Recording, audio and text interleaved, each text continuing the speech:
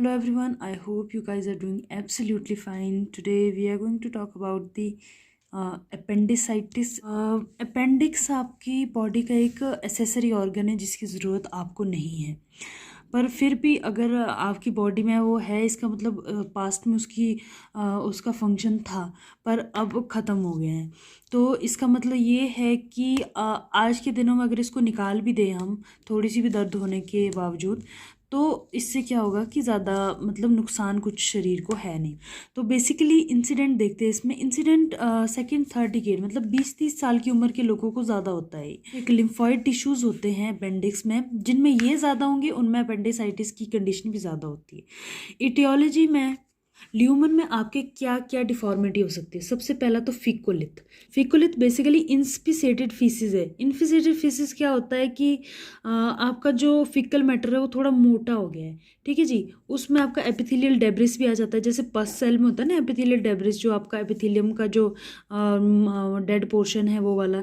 Plus उसमें जब ये गंदगी एक जगह इकट्ठे हो जाते हैं तो वहाँ बैक्टीरियाज आ जाते हैं। प्लस अगर आपका कैल्शियम फॉस्फेट भी वहाँ पे आ जाता है तो वो हार्डनिंग की कंडीशन आ जाती है उस केस में। तो यहाँ पे अगर ल्यूमन के केस में सबसे पहला ऑब्स्ट्रक्शन होगा फिकुलित। अगर फिकुलित उसमें फंस जाएगा ल्यूमन में, ल्यूमन ऑब्स्ट्रक्ट हो जाएगा और आपकी सिक्रीशन जो अपेंडिक्स के अंदर ही फंस जाएगी, प्रेशर इंक्रीज हो जाएगा, इसकी वजह से स्वोलन हो जाएगी अपेंडिक्स।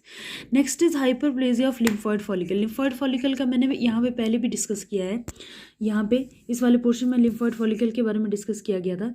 तो अगर नंबर बढ़ रहा है लिम्फॉइड फॉलिकल्स का, जैसे कि आप देख सकते हो ऊपर, तो यहाँ पे क्या हो जाएगा, आपका ब्लॉक हो जाएगा ल्यूमन, ठीक है जी। कोई भी वॉर्म है, राउंड वॉर्म है, ठीक है, थ्रेड वॉर्म है, आपके बेरियम मील एक्सरे करवाते हैं हम, उसमें बेरियम मील देते हैं, उसके बाद हम एक्सरे लेते हैं।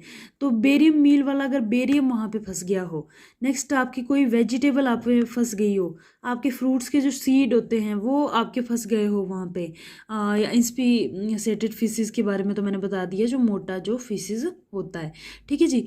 नेक्स्ट आपका वॉल में देखते हैं, वॉल में आ जाता है स्ट्रिक्चर मतलब आपकी जो वॉल है नैरो हो जाएगी, उसकी वजह से भी ब्लॉकेज हो जाएगा और इसकी वजह से आपकी सिक्रीशन बाहर जाना बंद हो जाएगी।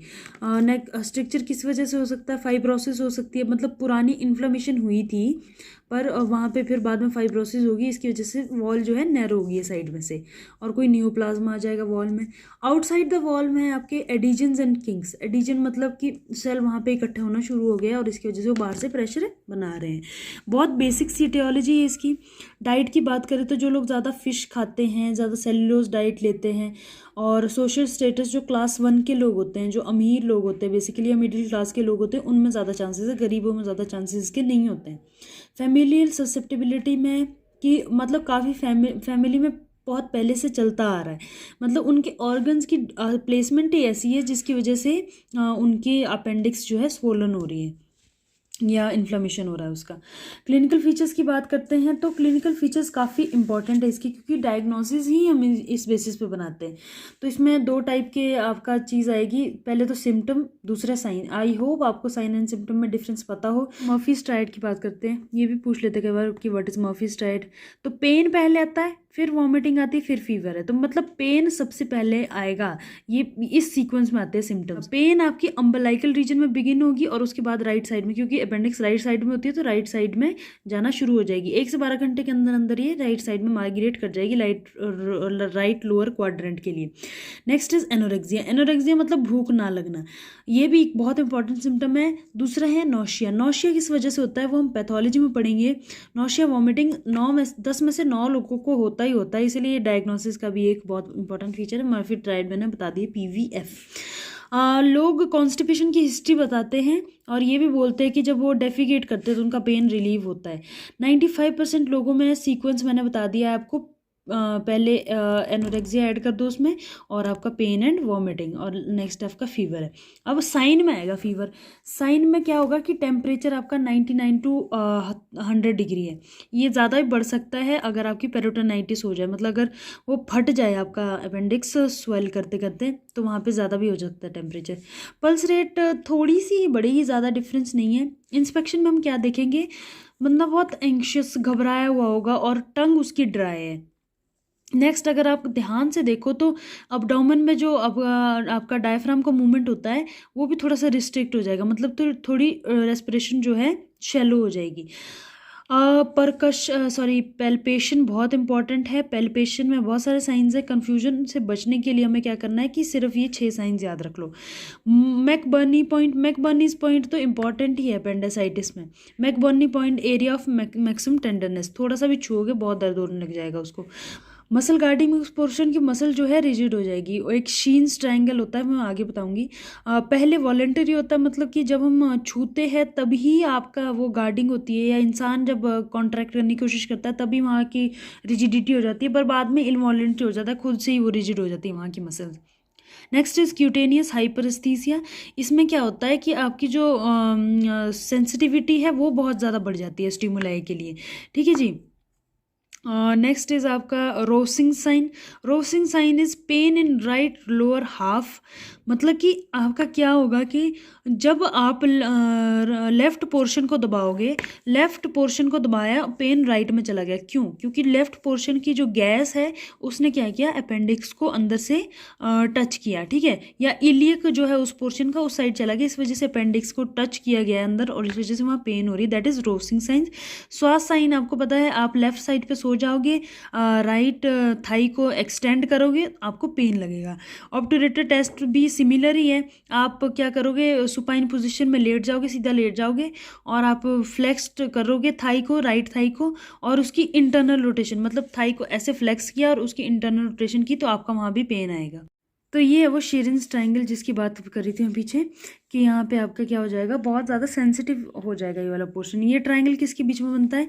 ऊपर आपका अम्लाइकल रीजन है, नीचे आपकी प्यूबिक सिम्फाइसिस है, और यहाँ पे एंटीरियर सुपीरियर इलिक स्पाइन है। इन तीनों के बीच में ये साइन बनता है। इंस्पेक्शन हो गया, पेल्पेशन हो गया। परकशन की बात करते हैं तो मैकबर्नी पॉइंट में थोड़ा सा भी परकशन करोगे तो क्या हो जाएगा, वहाँ पे पेन हो जाएगा।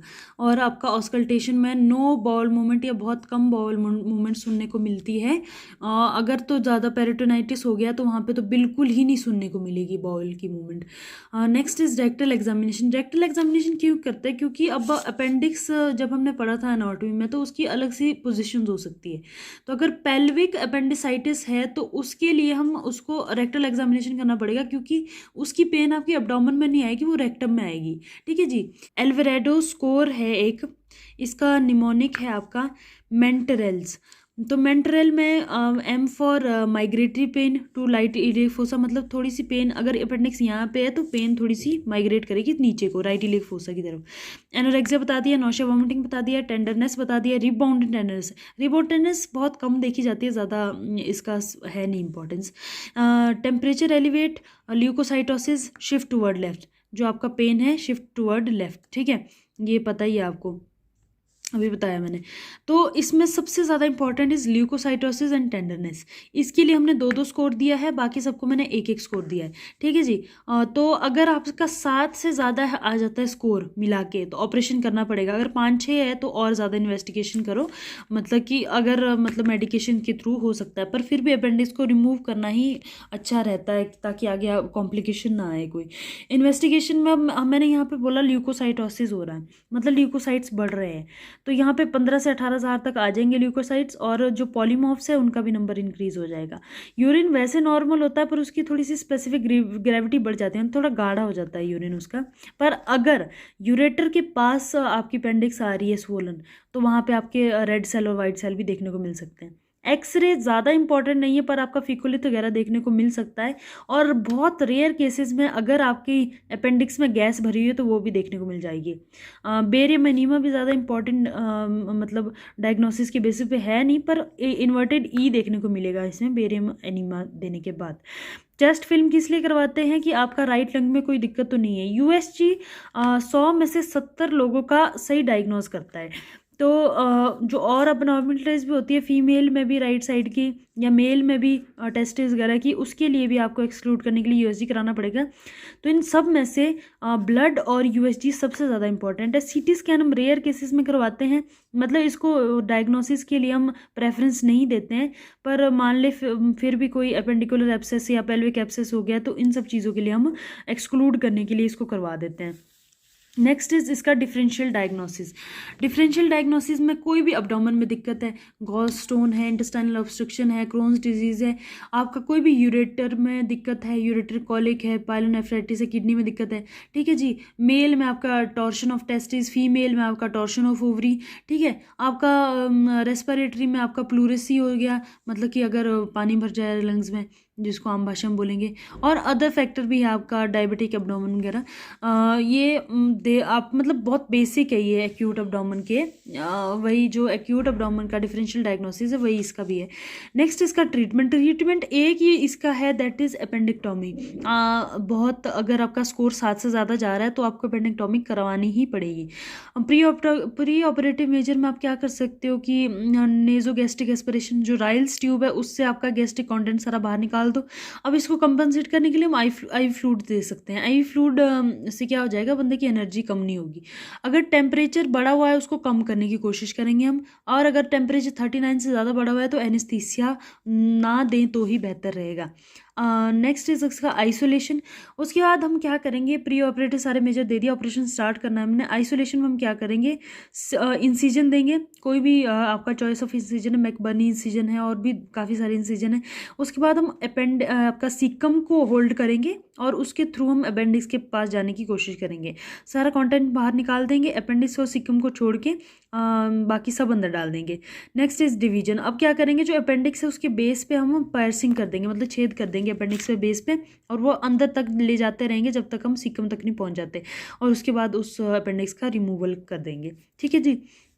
पैथोलॉजी अगर देखनी है, मतलब ज़्यादा इंपॉर्टेंट नहीं है, पर अगर फिर भी आप लोगों को जानना है कि किस वजह से होता है, तो नैरो ल्यूमन के पीछे बहुत सारे मैंने कारण बताए हैं। उसकी वजह से क्या होता है कि आपका अपेंडिक्स से जो सिक्रीशन हो रही है उसकी वजह से प्रेशर अंदर बढ़ा जा रहा है, प्रेशर की वजह से स्वेलिंग हो रही है, स्वेलिंग की वजह से पेन हो रहा है। नेक्स्ट इज़ अब आपका वो क्या हो रहा है कि स्वेलिंग बढ़े जा रही है, इसकी वजह से अल्सर बन सकता है।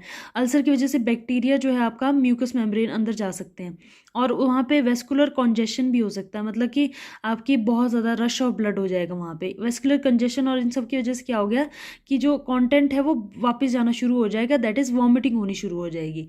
और उसके बाद आपका पेरिटोनाइटिस भी हो सकता है। पेरिटोनाइटिस कोशिश करनी कि ना हो तो ही अच्छा है, इसीलिए हम टाइम से अपेंडिक्स को रिमूव कर देते हैं। उसके बाद पेरिटोनाइटिस अब सेल्फ डिफेंस तो करेगी बॉडी, तो इसीलिए जो आपके वहाँ के आसपास के ऑर्गन्स है वो एडहेयर कर जाएंगे उसके पास, आपके अपेंडिक्स के पास, और वहाँ पे एक एब्सेस बन जाएगा। एब्सेस जब पस अंदर घुस जाएगी तो दैट इज़ म्यूकोसील ऑफ अपेंडिक्स। आपके अपेंडिसाइटिस मैंने बोल दिया, एक्यूट, सब एक्यूट आपका, और ऑब्स्ट्रक्टिव और नॉन ऑब्स्ट्रक्टिव, ये 2 टाइप के होते हैं, ठीक है जी। I hope you like the video, will see you in the next one, bye bye.